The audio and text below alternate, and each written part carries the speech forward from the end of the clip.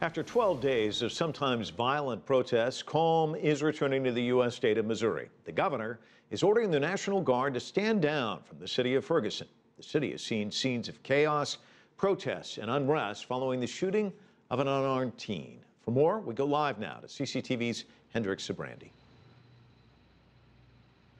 Well, Mike, some Missouri National Guard members are here tonight still, but it looks like they'll be leaving Ferguson soon.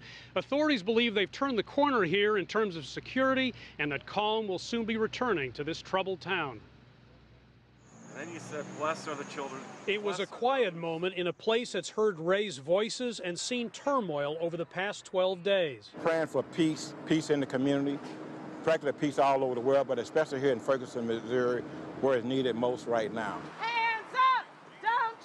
Besides the prayers, though, there's still a lot of anger about the killing of 18-year-old Michael Brown and the fact that the Ferguson police officer who fired the gun that night has not been charged with a crime. Everybody took a little break, but things is not over.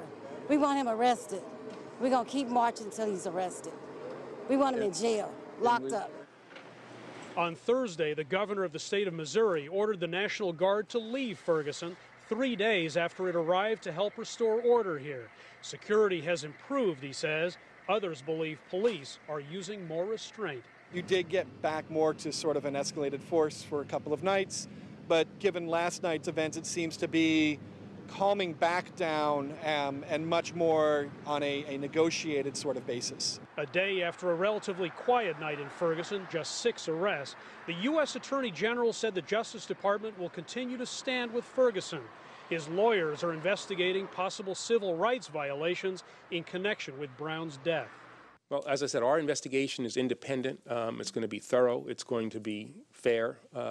We have worked with the county prosecutor in developing evidence and done some interviews together. But I'm really confident that at the end of the day, the investigation that we're going to be doing will be thorough and will be fair.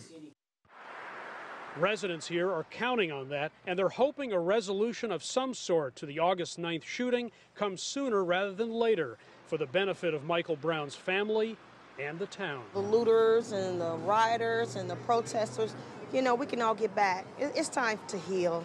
It really is. It's really time to heal. Now, Attorney General Holder says there's long been mistrust between the police and some of the people they serve in some of the communities around the U.S. Today, he said history simmers beneath the surface in more communities than just Ferguson. So clearly, Holder is taking a personal stake in this case and making this investigation a priority. Mike? Holder talking a lot about the federal investigation, but in the meantime, local prosecutors are also looking into this case, right? They sure are. In fact, the grand jury here convened yesterday, so this would have been day 2. A lot of residents here are unhappy with the prosecutor in the case, the St. Louis County prosecutor, who they feel has too close ties to the police, so they're worried about that. The last thing they want is for this case to be swept under the carpet. This investigation could take several months.